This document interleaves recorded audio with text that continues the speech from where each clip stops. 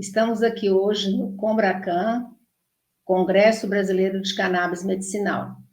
Eu vou falar com vocês sobre este novo cenário, né, da cannabis medicinal e o desenho todo legal e regulatório que ampara e ancora todas as ações que vêm acontecendo no Brasil. Meu nome é Maria José Delgado.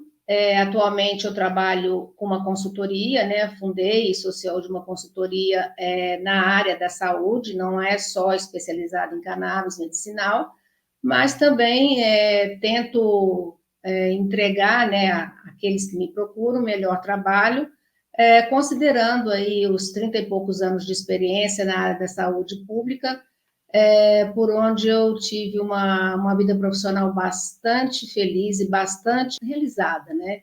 Então, acho que isso também é uma vantagem que a gente traz da experiência e com o tempo, né, que a gente ficou nessa estrada da saúde pública e que, na verdade, a gente nunca vai sair dela, né?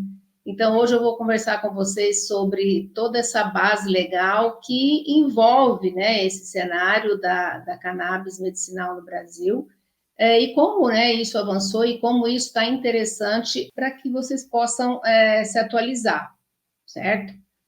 Então, começando, aqui nós vamos falar um pouco, né, sobre os interatores, quem são esses, né? Quem são esses personagens, esses representantes do Estado brasileiro que estão trabalhando e estão de forma sistemática se empenhando, né, para que isso seja uma realidade para as pessoas que realmente precisam desse tratamento para melhorar a sua condição de saúde, melhorar a sua condição de vida.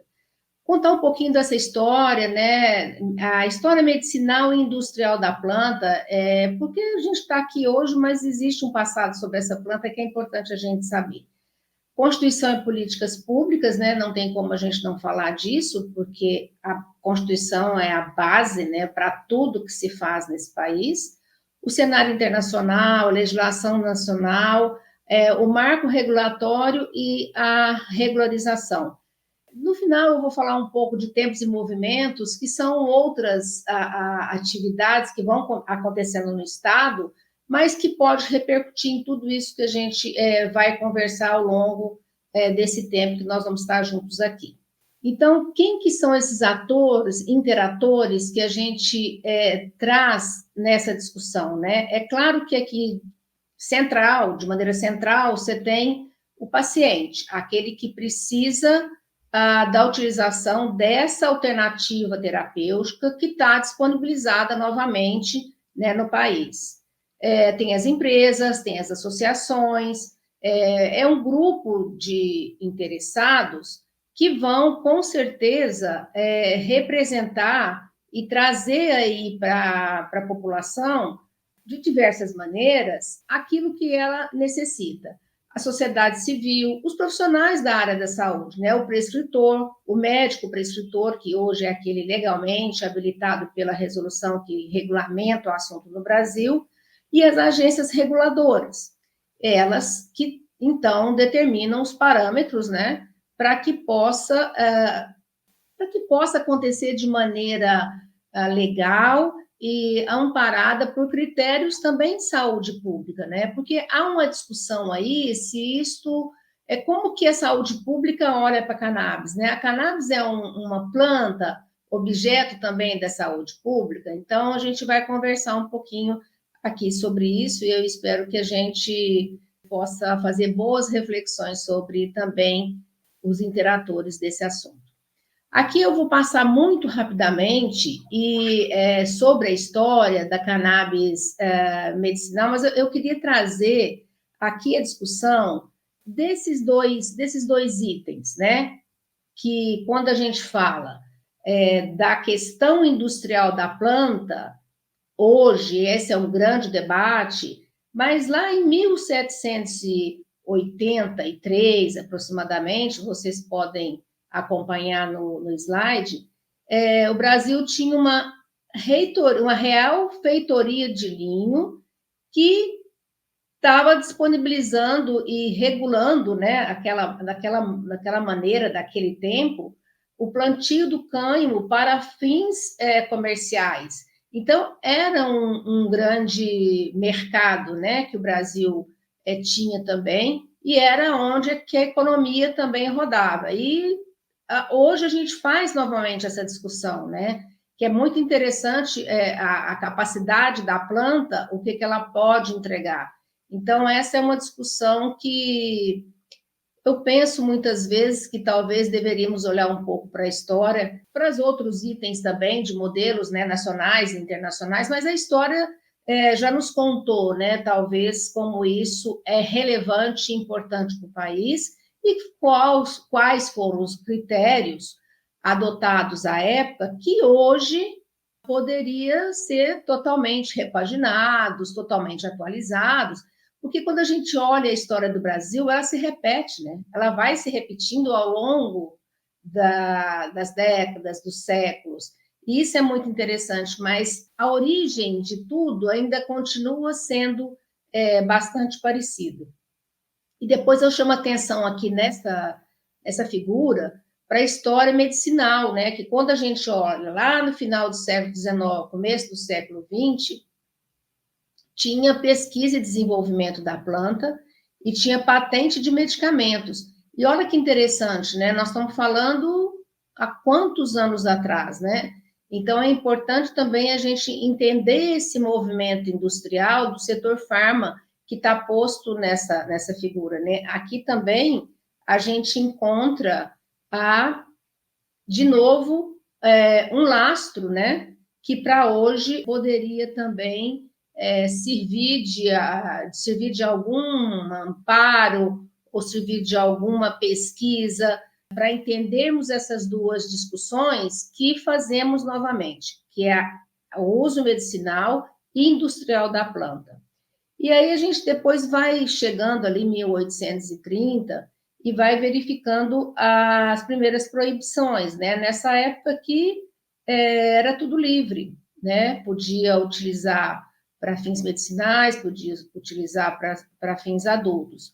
E aí esse movimento, na verdade, ele começa o movimento proibicionista aqui, né? E aqui a gente tem talvez um cenário interessante, que é para onde essa planta foi colocada, né? Então, pelo mundo, como algo prejudicial, como algo que pudesse não só trazer os benefícios sociais, né, com o uso medicinal e industrial, mas então foi retirada, né, do cenário mundial essas duas alternativas que traziam muito benefício para o Estado brasileiro e para a população, né? E aí, quando a gente vai olhando, passando mais rapidamente pela história, a gente vai verificando, por exemplo, já em 2018, começa uma discussão, né, no Comitê de Experts e que recomenda a retirada da lista de controle do canabidiol, que é a parte da planta, né, que não tem nenhum dano e que não traz nenhuma... Dano que eu estou me referindo aqui são danos de controle da lei antidrogas, dano do ponto de vista do vício. Uma vez que esta parte da planta não tem nenhum princípio alucinógeno.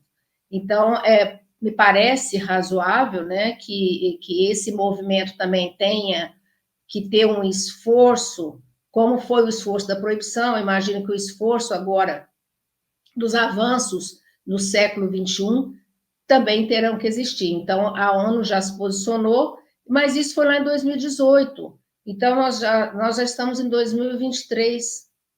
O Brasil precisa de internalizar também essa recomendação para que a gente possa ter mais possibilidades de trazer novamente a planta para o lugar aonde ela deveria estar.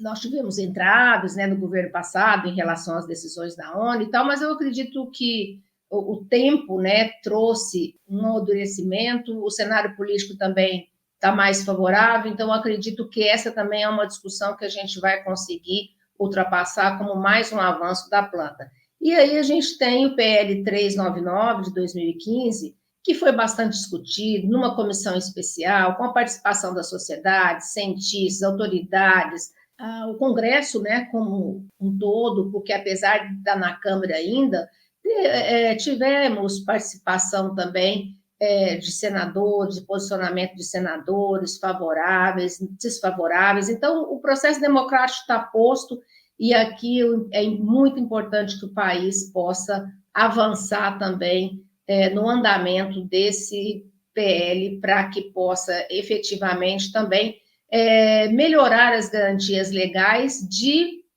para propiciar a melhoria das disposições regulatórias vigentes, para além do que a gente pode hoje, considerando a lei atual, mas a gente vai falar sobre isso um pouquinho mais na frente. Aí, quando a gente fala da Constituição, eu tentei fazer aqui um resumo para não ficar falando demais sobre o texto constitucional, porque essa parte do convite, né, que eu recebi, ele é uma parte que, para muitas pessoas, que é maçante e tal. Então, o que, na verdade, eu tentei fazer aqui com a Constituição foi resumir isso de uma maneira que ficasse rápido e fácil de todo mundo entender. O princípio de tudo é que o poder é do povo, exercido pelo povo e para o povo, né? Porque aqueles que nos representam têm essa tarefa, garantida, então, no texto constitucional. Aí, quando a gente começa a olhar os fundamentos, olhar as primeiras disposições dessa Constituição, é aquilo que está para garantia, como um alicerce, né, das garantias sociais que essa Constituição trouxe à população brasileira, a gente vai ver, entre outras coisas, eu vou destacar aqui a dignidade da pessoa humana e os valores sociais do trabalho e da livre iniciativa. Por que é importante a gente falar sobre esses dois aqui? Não que pese o fato que os demais são tão importantes quanto esse. É porque a dignidade da pessoa humana vai perpassar todo o texto constitucional. Tudo que está disposto no texto constitucional, a dignidade da pessoa humana está ali, caminhando, navegando por esse texto. Quando a gente fala da livre iniciativa, é importante a gente lembrar que o Brasil é um país capitalista. Existe alguns que defendem que isso não é verdade, mas é um país capitalista. O que a gente não pode ser e não pode deixar acontecer é o capitalismo selvagem.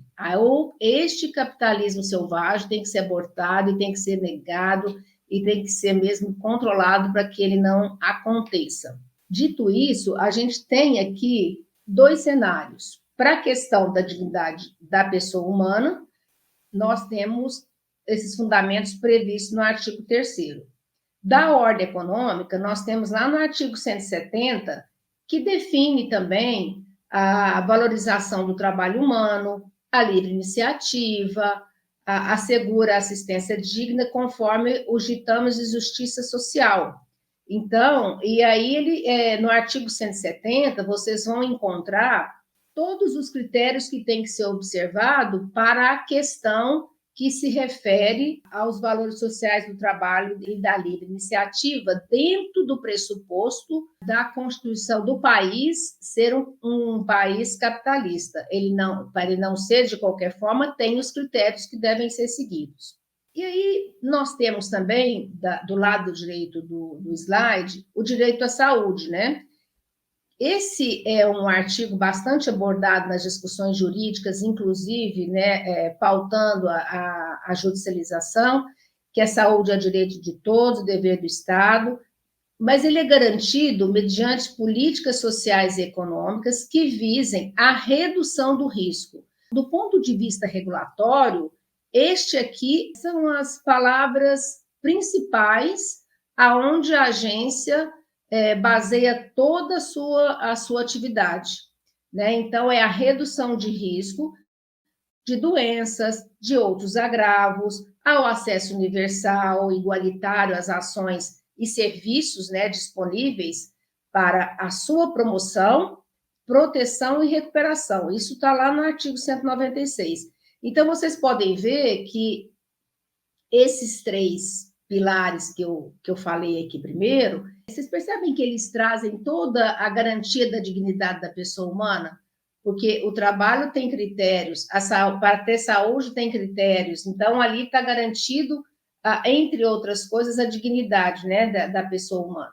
E aí nós temos um outro eixo importante, que é onde a vigilância sanitária, então, vai acontecer, que é no artigo 200, né?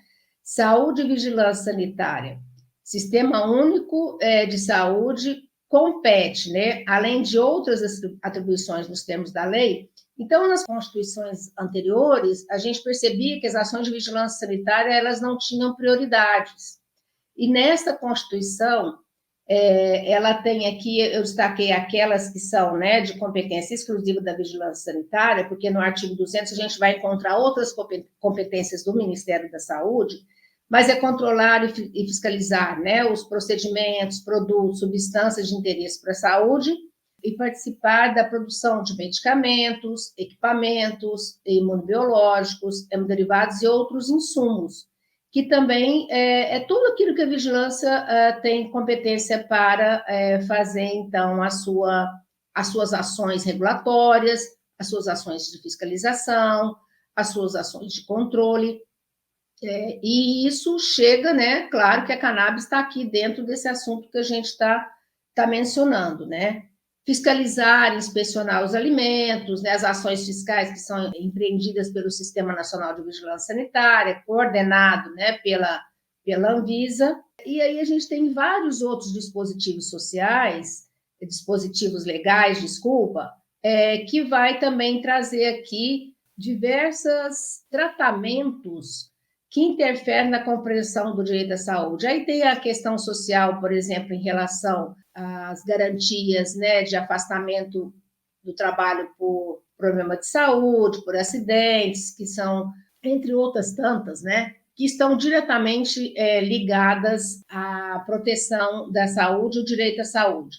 Mas qual que é o nosso grande desafio enquanto sociedade, né? O desafio social é garantir que, para alcançar para todos os brasileiros a dignidade da pessoa humana, nós temos que compor nesse grande desenho, né, constitucional, que ele seja realmente realizado, né, que ele vá para as ruas e que ele seja realmente implementado.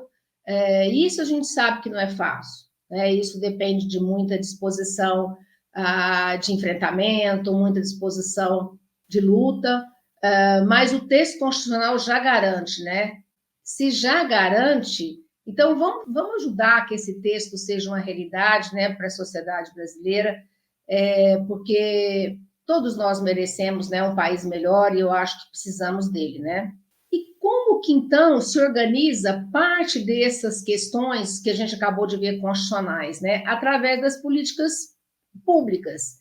Que, na verdade, a política pública determina para o Estado brasileiro o que vai ser cuidado naquela gestão, né? A política define, que é definida pelo Ministério da Saúde, aliás, ela depois vai ser aderida, né, e ser cascateada para todos os estados, municípios e Distrito Federal. Então, as políticas públicas é o conjunto de programas, ações e decisões que são tomadas pelo governo nacional para o Estado nacional, né, que depois repercute nas outras esferas do poder do Estado e que afeta todos os cidadãos de todas as escolaridades, independente de cor, independente de sexo, religião, classe social. Ela é iniciada com uma lei vigente, né? Então a gente tem um texto constitucional, depois a gente tem uma lei que subsidia, né, detalhes do texto constitucional, mas também com outros atos infralegais, né? E é importante destacar as recomendações da OMS, né, que agora, inclusive, o nosso presidente tem falado que nem sempre é muito conveniente para os países, mas ela recomenda mundialmente critérios que os países devem adotar ao longo da capacidade política, de maturidade e de necessidade até epidemiológica do país, né? E além de outros mecanismos de fomento à proteção da dignidade da pessoa humana. Então, de novo, a gente volta aqui na dignidade da pessoa humana. Então, quando a gente, por exemplo, vê a Política Nacional de AIDS, né, tão bem reconhecida mundialmente, essa política definiu qual seria o posicionamento do Brasil em relação à AIDS, né? E isso é de muito sucesso. E agora, do ponto de vista da cannabis, nós estamos aguardando a definição da política da cannabis para uso medicinal. Alguns entendem que isso não é necessário, porque não tem, por exemplo, né, a política de um outro medicamento à base de ácido acetilsalicílico, mas, de qualquer maneira, pela especificidade da cannabis, eu acredito que seria interessante o Ministério da Saúde amadurecer uma ideia que caminhe para uma política ou definir critérios diferenciados, porque no final do dia a cannabis não é uma planta como qualquer outra, né, que a gente tem, e que, aliás, hoje apareceu uma descoberta de uma planta brasileira, né, que só tem o canabidiol, que também é muito importante, esses nossos cientistas que não param nunca. E eles vão apontando também, né, a necessidade das políticas para aquilo que vão descobrindo. Normalmente, as políticas também são elaboradas direto ou indiretamente pela sociedade civil, nada que hoje, de alguns anos para cá, a gente tem essa participação social, né? E eu chamo até de validação social naquilo que o Estado pensou, que o Executivo pensou, escolher os melhores modelos, mas depois precisa de trazer a população mesmo para fazer essa discussão e entender se aquilo resolve o problema dele no dia a dia, entender se aquilo atende o território que ele vive, né? Então, a participação dos profissionais da saúde, né, que também estão aí atendendo diariamente a população, é necessária, ela é bem estratégica, né? Então, assim, também o que a política faz? Ela assegura, né, o direito a determinado serviço, ação ao programa. Na saúde, ela é viabilizada, lógico, pelo sistema público de saúde, aí a gente vai trazer a discussão do público e privado aqui um pouquinho, né? Porque o sistema privado complementa o sistema público de saúde. É nessa perspectiva, né, que ela vai ser implementada por esta característica do sistema público ser complementado pelo sistema privado. Então, de novo, é preciso trazer o olhar e trazer a realização desse sistema universal, integral, equânime e gratuito, né, que é oferecido pelo sistema público de saúde e o contratado por meio dos planos de saúde. Então, assim, quando a gente fala de igualdade e equidade, eu trouxe essa imagem porque, para mim, ela representa tudo que nós precisamos alcançar, né? Que é a equidade, tratar diferentes os diferentes para que todos possam receber os mesmos benefícios. E esse também na minha análise, essa também é a melhor figura que demonstra numa imagem como é e deve ser a efetividade das políticas públicas do Brasil, né? E o cenário internacional da cannabis, a gente vai ter movimentos, porque a cannabis ela não está andando só no Brasil, né? Com tanta celeridade, com tanta sistematização. Também pelo mundo isso acontece, né? Então, eu separei aqui a Austrália, Portugal, Alemanha, Suíça e Canadá, para deixar para vocês como que o ano, como quando eles foram também, começaram a regulamentar, assim como no Brasil, em 2017, 2018, o Canadá, né, que tem aí um trabalho com a cannabis de longa data, há muitos anos, né, muito mais do que tudo que está escrito aqui, mas em 2018, o que ele tem de interessante esta autorização, autoriza a empresa de distribuição direta aos consumidores. Né? Então, esse é o avanço que acontece em 2018. Agora, Portugal, que que é de língua portuguesa, inclusive, a gente tem ali uma liberação para fins medicinais, né? Mas o que a gente tem é que também precisa da prescrição, a dispensa pela farmácia e etc. Mas o que a gente tem na vida real em Portugal é que as prescrições são muito poucas ou quase nenhuma. Então, a gente observa uma outra dificuldade, né, lá em Portugal, que tem uma disposição legal que poderia até ter um avanço mais amplo. Mas também isso as mudanças são tão rápidas, né, pelos países mundo afora, que a gente precisa de fazer um acompanhamento quase que diário, né, para entender o que está acontecendo. Então, eu trouxe esses aqui que, na minha avaliação, são os mais relevantes nesse primeiro momento, né, mas com certeza eu sei que vocês vão procurar saber como está acontecendo as coisas nos países vizinhos e pelo mundo afora, de qualquer maneira, aqueles que queiram se aprofundar um pouco mais no tempo. E aí, como que esse cenário internacional de controle, ele impacta, né, aqui o dia a dia das empresas, das associações? Porque primeiro a gente tem que pensar que lá em 1961, dentro do grande movimento, né, que acaba repercutindo ainda nessa data, fica proibido o uso de cannabis, com exceção para fins médicos e científicos, sob supervisão direta.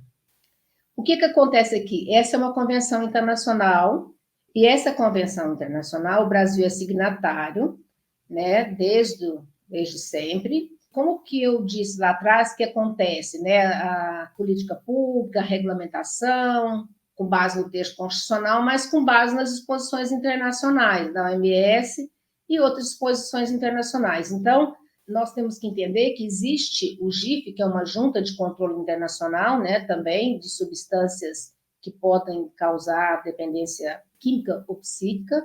E aqui no Brasil a gente tem logo em 64 um decreto, né, à época, que promulga a Convenção Única sobre os Entorpecentes. Então, em 61 acontece essa assinatura, né, do Tratado da Convenção Internacional.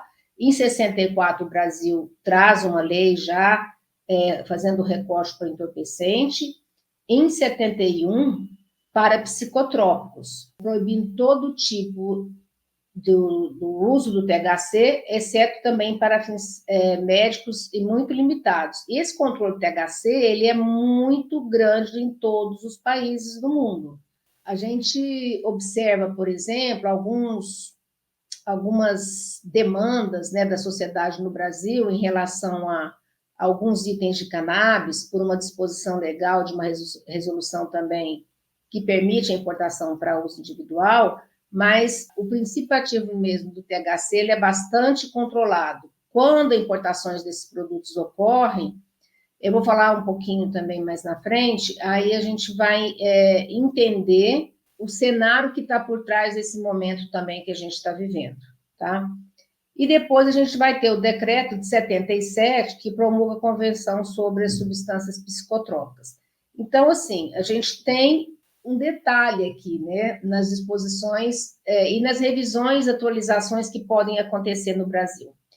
Elas têm que observar, de maneira sistemática, o cumprimento das convenções internacionais, que é mandatório e é controlado pela Junta Internacional de Fiscalização de Entorpecentes, que é o GIF. Então, todo ano, nós temos autorização de cotas pelo GIF para a entrada de produtos entorpecentes no Brasil. Então, nós estamos falando de um controle que determina quanto cada país vai receber de entorpecente e de outros produtos controlados para aquele ano subsequente. Claro que vai ter uma série histórica, claro que tem uma justificativa de aumento, de necessidade, mas esse controle, isso não é uma circulação sem controle dessas categorias. Então, é importante a gente olhar e lembrar sempre disso, porque muitas vezes a gente imagina que num processo regulatório, por exemplo, uma consulta pública, você pode enviar contribuições que ultrapasse essas disposições aqui. E se ultrapassar, não vai poder ser aceita por o simples motivo de que há uma obrigação legal de cumprimento da convenção e dos controles que são realizados pelo GIF. Então, acho que vocês que estão conhecendo um pouco, ou mais um pouco do cenário, né, da cannabis, então, muitas vezes a gente imagina muitas vezes eu ouço, né, que as pessoas, porque a Anvisa podia fazer isso, podia fazer aquilo, mas vamos observar tudo, né, que precisa realmente ser atendido pelo país até que se mude isso, fazer as proposições de forma que possa avançar nos processos regulatórios e até, não só regulatórios, mas até legais no Congresso Nacional, dentro de um limite que está posto né, globalmente pelo GIF, inclusive, né? Então, claro, tem o cenário internacional e vamos ter o cenário nacional de controle, porque ele vai repercutir em cascata, né? Então, a gente tem a portaria 344, que é a portaria lá de 98, e que nós temos lá a possibilidade da cannabis, então, ter registro, né, como medicamento, como já tem, né? Como já temos medicamento registrado no Brasil de cannabis, e ele está disponível nas farmácias há muito tempo. E como que estão separados, então, dentro da 344, psicotrópicos, o THC, né, na lista F2 de psicotrópicos, e o CBD na lista C1 de controle. Aí, o que repercute essa classificação de lista? Repercute a prescrição do produto, né? Aqui, o Brasil definiu que na 327, apesar de existir outras profissões, categorias profissionais que podem prescrever no Brasil, para cannabis de uso medicinal, pela resolução 327, artigo 13, apenas médicos são autorizados a prescrever legalmente e são habilitados também legalmente pelo Conselho Federal de Medicina, e são só eles que podem prescrever a cannabis para uso medicinal do Brasil. A gente sabe que esse não é o mundo real, né? Mas é o que está na legislação. Então, lá no artigo 51, vai dizer a prescrição do produto de cannabis de THC até 0,2% deve ser acompanhada da notificação da receita B, que é a receita azul, que também está lá na 344, e a 327 trouxe para o texto dela o que já estava disposto lá na portaria 344, tá? No artigo 52, prescrições de produtos de cannabis com THC acima de 0,2% deve ser acompanhado da receita A amarela, que também é uma previsão, né, que está lá na portaria 344, que trouxeram, né, para a resolução 327. Então, vocês percebem, né, que tem que ter menos de 2% ou acima de 2%. E as condições de saúde também de prescrição tem uma disposição legal aqui na resolução 327, tá? Então, é claro que aquele no artigo 52 são para condições de saúde onde a condição de saúde já está num caso irreversível, vai trazer mais qualidade de vida, né, para esse indivíduo naquele momento, né, também da sua existência. E no artigo 51 vai ter a disposição das doenças que são refratárias a tratamentos convencionais. E aí a trajetória da legislação sanitária também é bem interessante, porque ela começa lá em 1932, né, e é no decreto 20.930 que proíbe o uso e o comércio de drogas. É aquele decreto que também trouxe a primeira vez o controle da propaganda pelos farmacêuticos, é o mesmo. Em 1940, chega, né, o Código Penal, no artigo 281, que depois foi revogado pela Lei 6368 de 76. Em 71, a Lei dos Entorpecentes, que a gente acabou de falar há pouco. Em 76, a Lei 6368, que a gente também trabalha muito, né? A Anvisa trabalha, o Sistema de Vigilância Sanitária também trabalha muito olhando para essa legislação. E em 2006, todas essas foram substituídas pela Lei 11.343 de 2006, que ela trata das questões relacionadas ao controle de drogas para abuso. E mais, ela tem no artigo 2º, ela tem a disposição legal que permite o plantio, a cultura e colheita das drogas vegetais para fins medicinais. Então, fica proibido em todo o território nacional as drogas, bem como o plantio, a cultura, nananana. Aí, lá no parágrafo único, você vai encontrar o seguinte: pode a União autorizar o plantio, a cultura, a colheita dos vegetais referidos no caput desse artigo exclusivamente para fins medicinais ou científicos. Então, naquelas condições que está determinado pela Anvisa, na resolução que a gente acabou de olhar, no artigo 51, 52, a utilização, então, para fins medicinais, sai dessa lei para que a agência pudesse regular, né? Que essa aqui é de 2006. E aí, ela traz ainda que é exclusivamente para fins medicinais ou científicos, em local e prazo pré-determinado, mediante fiscalização, respeitando as ressalvas supramencionadas. Então, é claro que há necessidade de ter atos regulatórios para que isso aconteça. O plantio, a gente sabe que a Anvisa fez um exercício, né, para que ele pudesse ser regulado, mas naquele momento não foi. Agora, a produção para fins medicinais, sim, esse está regulado pela resolução 327. Mas olha o que é interessante também, quando a gente olha esse artigo, né?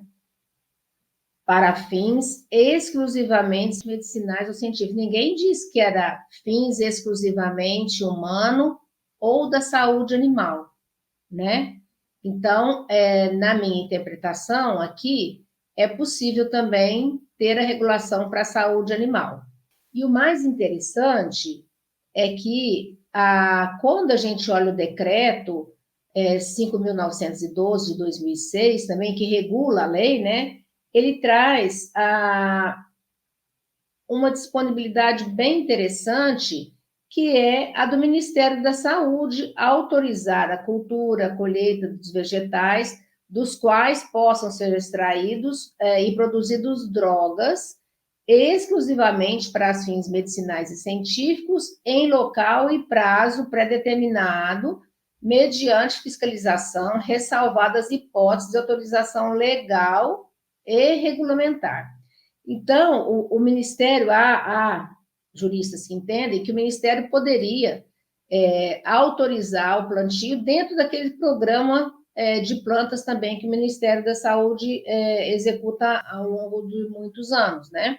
Inclusive, uma parceria do Ministério da Saúde com o MAPA dentro desse programa de plantas. Mas ainda também não está decidido dessa maneira, e a expectativa é que isso também possa avançar, né?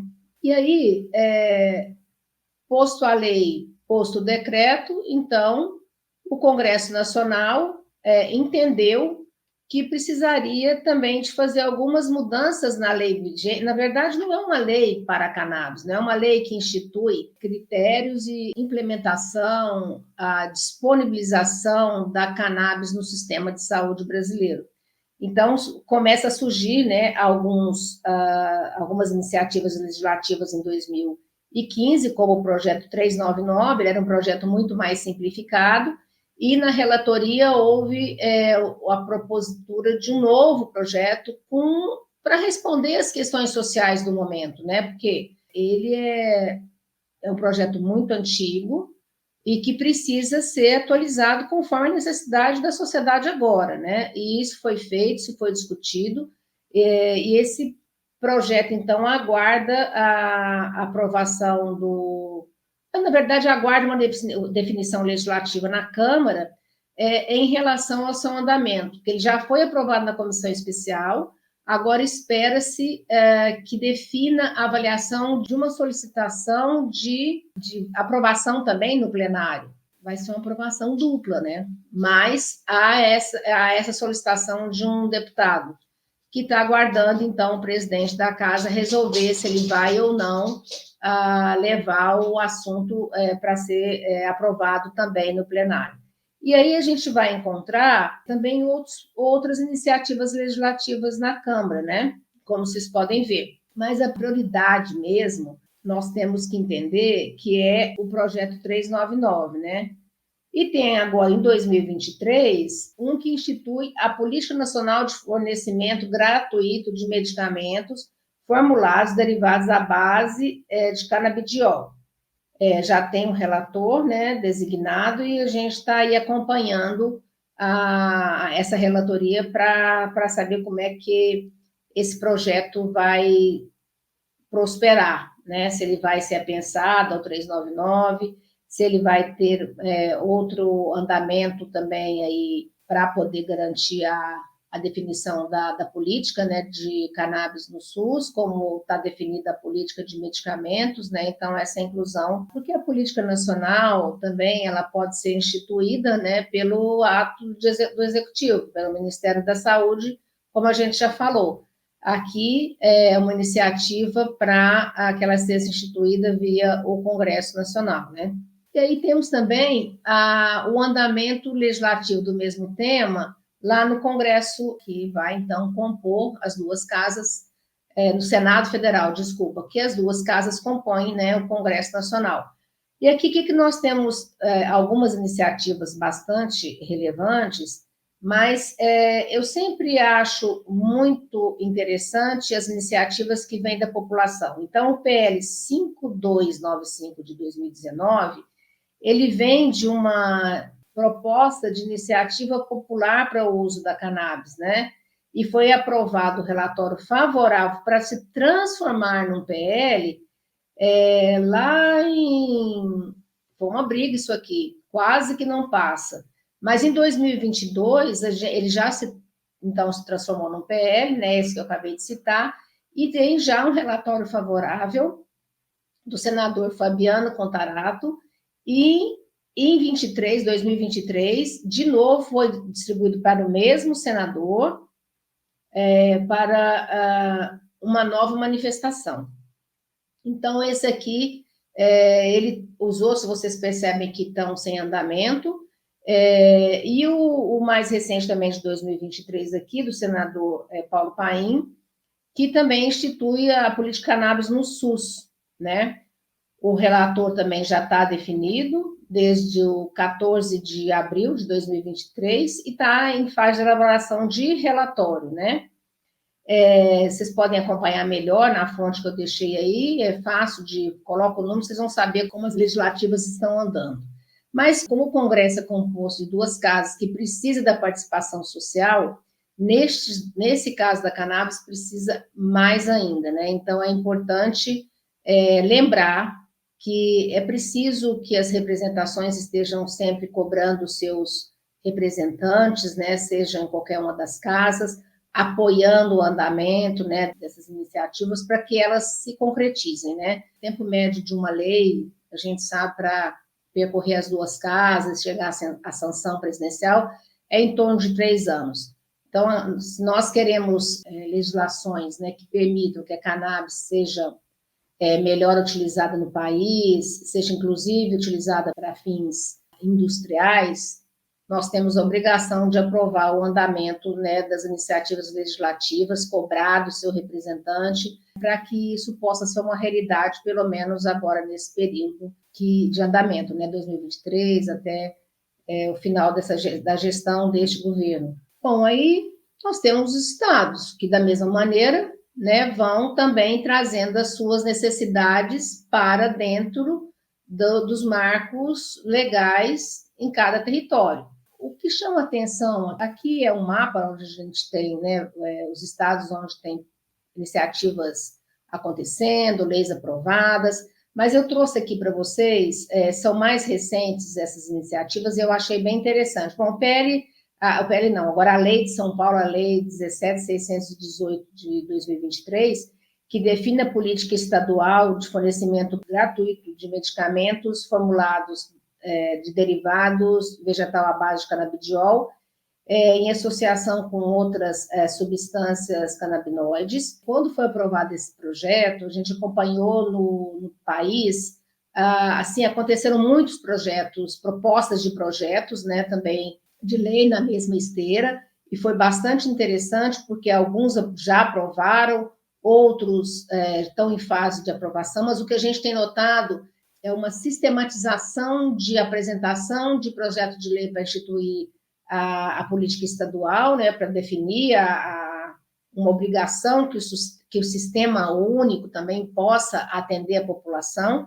O que tem de problema nisso? O que tem de problema é como que essas leis também, como elas atendem, na verdade, um território específico, ela vai atender a demanda daquele território, né? mas elas são muitas vezes contraditórias entre elas, né? Essa que é talvez o grande quê desse momento, né, de grande apetite legislativo, depois no dia a dia, né, dessa mesma população. Mas é interessante destacar também que o DF, né, tem uma lei já antiga que define, dentro do programa de prevenção à epilepsia, dentro do rol de tratamento, cannabis foi incluída como uma alternativa terapêutica, né? E eu acho isso bastante interessante porque traz, né, a necessidade, a diversidade, na verdade, de alternativas, né, de tratamento no Distrito Federal. O que ocorre no mundo real é que ainda não está instituída, como já foi instituída em São Paulo, as questões relacionadas, como que essa política vai ser executada, a execução da política, né? Então, pelo que eu sei até então, o DF ainda compra por ordem judicial. Goiás também definiu, né, a política estadual de fornecimento gratuito de medicamentos fitofármacos e fitoterápicos prescritos à base da planta cannabis. Mas o que tem de detalhe nessa lei é que as associações também vão poder oferecer para o Estado os produtos manipulados ou produzidos ou fabricados por elas. Então, aqui, o que chama atenção é essa diferença em relação à capacidade de aquisição, de quem poderia ser os fornecedores, né, desses medicamentos. Em Alagoas, tem instituído o Dia Estadual da Conscientização sobre o uso da cannabis medicinal, que são ações também que precisam de ser implementadas no país, né, porque é um tema ainda de muito preconceito, é um tema ainda que as pessoas olham com certo receio, com certo temor. Então, isso precisa também de ser tornado mais leve, ser tornado mais informativo. Então, as comemorações dos dias, que na verdade marcam, são dias de luta, são dias para conquistar mais e mais direitos em relação a esse benefício, né? Também em Alagoas tem a Lei 8754, que dispõe sobre acesso universal ao tratamento de saúde com produtos de cannabis e seus derivados. Alagoas também aprovou essa lei em 2022. Então, é interessante entender o quanto o Estado se preocupa, né, não só de fazer a difusão da informação, mas também de garantir acesso pelo sistema de saúde, pelo sistema público de saúde. E em Teresina, o que me chama a atenção é porque é uma cidade, né, que estabeleceu também a autorização para a distribuição de medicamentos feitos à base das substâncias de cannabis, e trouxeram para o texto da lei substância conhecida como maconha, nas unidades de saúde para fins medicinais. Então, vocês vejam, a gente tem a lei federal, a gente tem iniciativas, né, no Congresso Nacional, a gente tem iniciativas nos estados, tem leis vigentes já também nos estados e tem nos municípios. Então, está capilarizando de uma maneira bastante interessante, mas o que traz mais preocupação, do ponto de vista de saúde pública, é a qualidade sanitária que esses produtos precisam ter para ser entregue dentro de um processo de compra pública.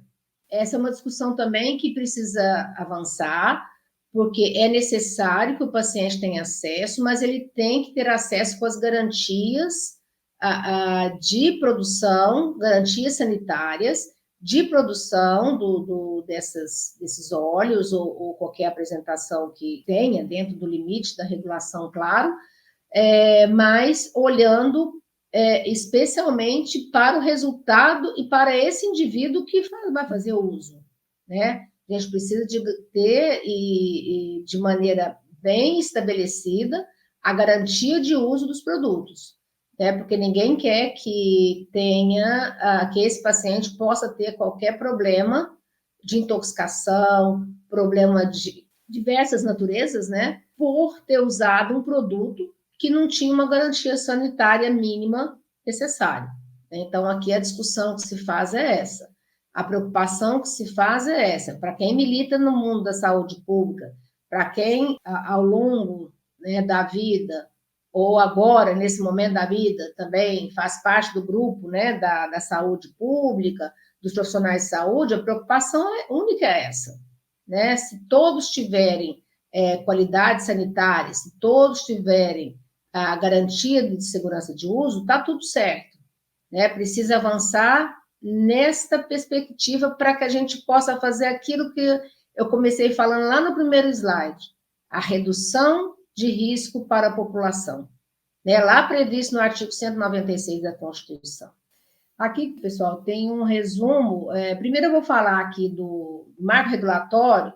Eu fiz um resumo, né, de tudo que está posto pela Anvisa, pelo Ministério da Saúde, e aqui assim, é uma coisa mais simples que a gente tem que entender, que a capacidade regulatória da Anvisa, ela está limitada às leis e decretos federais vigentes e às políticas públicas. Fora disso, não tem como regular, porque vai estar tendo aí uma ação ilegal e inconstitucional. Aqui é o marco regulatório, vocês podem ver, né, que em 1998 começa com a 344, o Conselho Federal de Medicina em 2014 vem e define por resolução como, né, que vai ser a prescrição da cannabis e tal. Aqui é o primeiro ato regulatório, né, em que pese o fato dele não ter sido um ato muito eficiente, tanto para o profissional, né, para as questões profissionais em relação a todas as competências do ato médico, quanto para o paciente, porque limitou ali muito, fechou bastante esses critérios. E aí tem todas essas resoluções da Anvisa, mas que eu vou chamar a atenção para 327 e para 660, que é que permite o paciente ter acesso, né, a tratamentos. A regularização dos produtos pela 327 das empresas também, e a importação para uso individual pela 660, tá? As possibilidades regulatórias, então, como que elas ocorrem, né? Nós já falamos também antes, você pode... Primeiro, nenhum produto pode ser disponibilizado, nenhum produto que trata essa lei, e essa lei trata de todos os produtos sujeitos à vigilância sanitária, né? Pode ser disponibilizado sem que tenha seu registro. A regulação, da mesma forma, vai falar da necessidade do registro antes da comercialização.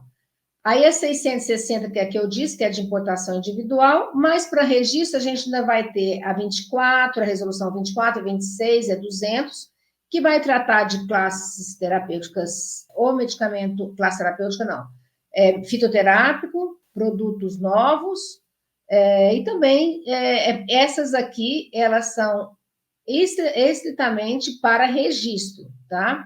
Aí a gente chega na 658, que vai definir as boas práticas, né, para esse registro, como qualquer outra fabricação de produtos farmacêuticos, né, e a 327, que cria a categoria da autorização sanitária para a regularização de produtos de cannabis.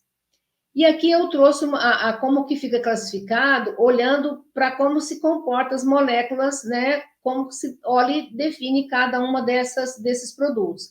Então, o novo é aquele produto que tem, né, pouquíssimo, o IFA sintético ou semissintético, ele vai ter pouquíssima presença, né, do canabidiol ou do THC. O específico, ele vai ter alguns, e o fitoterápico é full, né? Tem tudo que a planta oferece. E aí a gente vai ter aquelas classificações que eu disse antes, né? O fitoterápico é a resolução 26, o específico 24 e o novo 200. Essa é uma figura interessante para entender como se comporta, né? E como a Anvisa avalia cada enquadramento aqui da questão da cannabis, né?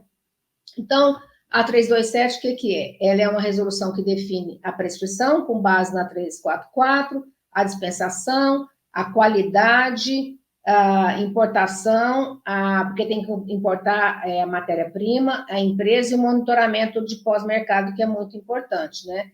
Essa aqui é um resumo rápido da 327, é claro que a gente vai ter outras exigências, né? Aqui são as mais importantes.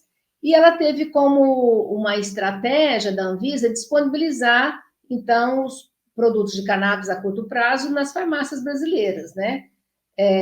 Observando, claro, regras internacionais de outros países, ela tem 3 anos para vigência e já acabou esses 3 anos, a gente sabe que está valendo ainda parte dela, mas que traz aí o processo de revisão iniciado em 2022, que é também um item importante para que as pessoas possam participar. Aqui, eu já falei sobre isso, né, os produtos de cannabis com mais de 0,2%, as condições de saúde agora eu trago nesse slide, né, para cada um deles, o tipo de receituário também. Aí, o que não pode? O que está proibido nessa resolução? Produtos para saúde, cosmético, fumígeros, alimento, qualquer publicidade, manipulação de formas magistrais, que as farmácias ganharam o direito da manipulação via judicial, as amostras grátis, e não é permitida a importação da planta ou parte da planta de cannabis, pela 327, mas ela está acontecendo pela 660, e esse é um problema de saúde pública importante que precisa ser discutido. É obrigatório, né, programa especial de monitoramento, né, para a gente saber o que está acontecendo com a população, e isso é responsável por quem produz e entrega, né, controle de laboratório reglado, reporte todos os dados de ocorrências, de alterações, de reações adversas para a Anvisa, como qualquer outro produto controlado, né? Prescrição exclusiva de médico e dispensação exclusiva de farmacêuticos. Aqui são detalhes que eu acho que a gente já falou também, né? Que tem que ter a qualidade farmacêutica, os recipientes também, os produtos que são importados devem estar regularizados no país de origem, isso aqui no caso de importadores, né? A validade, depois que você conseguiu a AS, você tem a autorização sanitária, você tem 5 anos para comercializar e depois tem que migrar para medicamento. Essas são as áreas da Anvisa que diretamente são envolvidas, né, neste processo todo que a gente está dizendo. A GGFIS, que faz o controle das empresas e autoriza, e também das importadoras, empresas aqui farmacêuticas, indústrias e importadores, né? A GGMed, onde vai fazer a regularização do produto, a GEMON está ligada diretamente com a importação, que é a área de controlados também. E aí, essa resolução, a 327, ela tem mais 22, né, resoluções que estão previstas nela para serem atendidas. Então, não é uma resolução tão fácil de se atender, né, por essa questão. Aqui, de novo, a gente tem que ter AF, a empresa tem que ter alvará sanitário, né, autorização especial, tem que cumprir as boas práticas, ou as boas práticas de fabricação ou distribuição. Ela tem uma série de exigências, inclusive para montar os processos já, né, de regularização do produto, documentação técnico-qualidade, condições operacionais de fazer o controle de qualidade do território brasileiro, entre outros que estão disponíveis e disponibilizados aí. Aqui são os critérios que a gente vai encontrar diretamente ligado à cannabis medicinal no que se refere à petição das autorizações sanitárias, né? E vocês podem perceber que tem bastante itens aqui, mas assim, o que traz mais exigência aqui desses itens, justamente o desenvolvimento do resumo do racional, né, do desenvolvimento do produto, isso traz muita exigência. O folheto informativo apresenta bastante erro também, é um objeto de muita exigência da Anvisa, e aí, enquanto está tendo exigência, o produto não é aprovado, né? A declaração de conformidade, tem um anexo que define como que deve ser isso. A grande dica aqui é que essa empresa, se você for um importador, você tem que ter uma empresa fabricante que tenha um bom dossiê, né, que atenda já previamente esses critérios, para que a empresa não peticione, depois fique ali anos, né, esperando que se saia finalmente, autorização sanitária, né? Essa é uma opção importante. É claro que uma exigência ou outra sempre vai sair, porque eu ainda não conheço um processo, né, que passou na casa e que foi rapidamente aprovado sem nenhuma exigência. A gente tem fatos, assim, mais lá nessas raras. Tá? Mas atender os critérios, atenção às disposições que estão na resolução, para não errar, né, na informação que deve ser enviada, é bastante producente para a empresa no final da história. Então, eu falei um pouquinho para vocês sobre as principais exigências. Ali eu já descrevi algumas, né? Então, aqui vocês vão encontrar aquelas que bateram recorde lá na casa, de estar devolvendo o processo, né? E cada devolução de processo, de exigência de processo, é bom deixar claro que entra numa fila, né? Para ser aprovado, para ser analisado. E essa fila demora a andar. Então, de novo, atenção principalmente a esses itens que têm erros mais sistematizados, mais frequentes, e na qualidade do seu dossiê, né? Agora, eu deixei para o final para a gente falar um pouquinho sobre os tempos e movimentos que a cannabis vem fazendo, né, no Brasil, cannabis para uso medicinal. Então, no Conselho Federal de Medicina, a gente teve uma resolução que, como eu já disse, ela restringiu bastante a garantia de acesso e a liberdade do médico para atender o paciente, e teve uma revisão, né, em 2022, que a grande expectativa era que ela pudesse, então, sanear problemas anteriores, mas, na verdade, ela trouxe novos problemas, porque ela proibiu, inclusive, a participação de médicos em eventos de cannabis, por exemplo, né?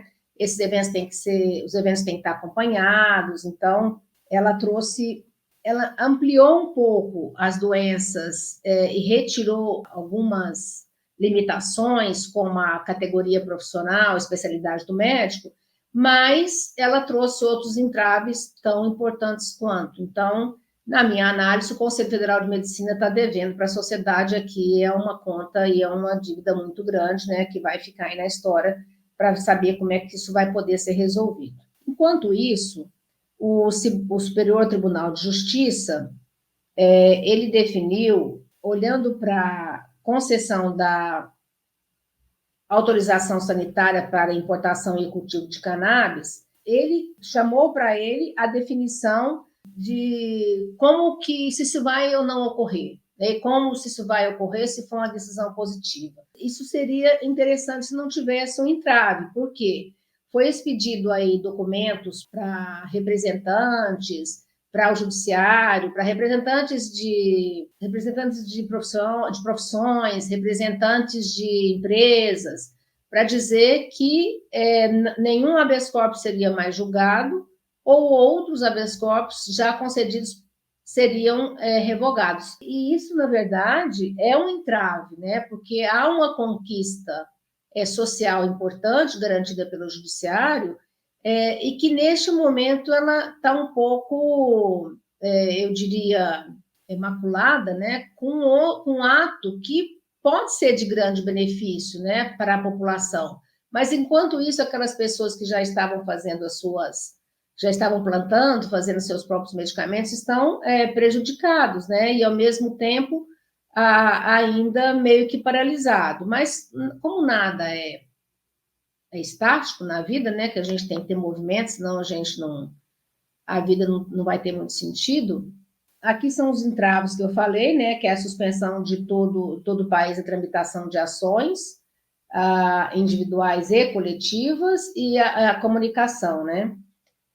Para todos que seriam suspensos também, e os advogados estão na briga aí tentando reverter isso. Mas, enquanto isso, o Supremo Tribunal Federal, que também está no processo de votação em relação ao artigo 28 da Lei Antidrogas, estamos esperando o julgamento agora para o dia 21/6. Já foi pautado 2 vezes, retirado de pauta, né? E se esse julgamento já tem alguns votos favoráveis, e se esse julgamento se concretizar, nós teremos também aqui alguma interpretação de que também favoreceria o plantio. E, de novo, como nada para, nós temos a ciência que continua caminhando, né? A ciência continua fazendo a sua tarefa de pesquisar. Aqui é um dado clinical trial, né, que tem 390 estudos, teve uma melhoria, isso aqui você vai acompanhando mês a mês, ele vai crescendo um pouquinho, né? E no Brasil a gente já aparece com 2 estudos, nós não aparecíamos no começo desse ano, então isso também já é uma vantagem. E a ciência não pode parar também, as nossas universidades, né, têm pesquisado bastante, têm trazido bons resultados, né? E aqui eu destaco 2 trabalhos, né, que Não, aqui não. Aqui eu ainda faço, ainda trago aqui algumas outras produções, como, por exemplo, 28 mil estudos científicos no PubMed, o Uruguai, né, que também tem as suas definições em relação à entrada no mercado de cannabis, com 80 toneladas de cânhamo. E outro dado importante, pesquisa sobre o funcionamento do sistema endocannabinoide, que ele é bem recente, né, descoberto em 90. Então, a gente tem aqui, nesses estudos, sempre o benefício da planta em relação à necessidade de utilização para uso medicinal. E aqui eu destaco 2 trabalhos da Universidade Federal da Paraíba, que foi a primeira universidade a colocar na grade curricular, como optativa, a cannabis, né, para uso medicinal, tá na medicina, farmácia, biomedicina e outras áreas da ciência, né, e da saúde, desculpa, na universidade. E esse trabalho aqui, esses trabalhos aqui eu destaco porque é o primeiro ensaio no Brasil e o segundo no mundo, por 2 meses no mundo, que foi destaque, né, por conta de ser um estudo da mais tradicional forma, né, randomizado, com todo o critério da ciência, né, então eu faço questão de destacar o empenho, né, da professora que coordena o tema de cannabis, Kate, né, que ela coordena tudo que é referente a cannabis com a professora Kate na Universidade Federal da Paraíba, e o estudo foi sobre a avaliação da eficácia e segurança da cannabis medicinal em crianças com autismo, que também derivou depois um outro artigo, né, um outro reporte. E que, assim, as universidades têm feito, né, trabalhos importantes, têm descoberto, têm pesquisado, têm buscado resultados, e a notícia de hoje é que a Universidade Federal do Rio de Janeiro, né, ela descobriu uma planta que não tem a produção do THC, mas tem do CBD. Então, a expectativa é como que isto também vai ser visto pela agência reguladores, né? O FRJ, né? Descobrem canabidiol em planta nativa brasileira. De novo, os pesquisadores brasileiros, né? Inquietos, buscando sempre o melhor resultado para a sociedade. Bom, eu termino por aqui. Eu sei que eu falei muito, mas eu espero que vocês tenham gostado desse recorte que eu fiz aqui para vocês, que possa ser útil, e que vocês se sintam à vontade para me procurar. O meu e-mail está aí, o meu telefone, meu WhatsApp. E eu agradeço aqui a atenção e o tempo que vocês dedicaram, né, a me ouvir e a olhar para esse material produzido com tanto carinho para vocês. Muito obrigada e até a próxima.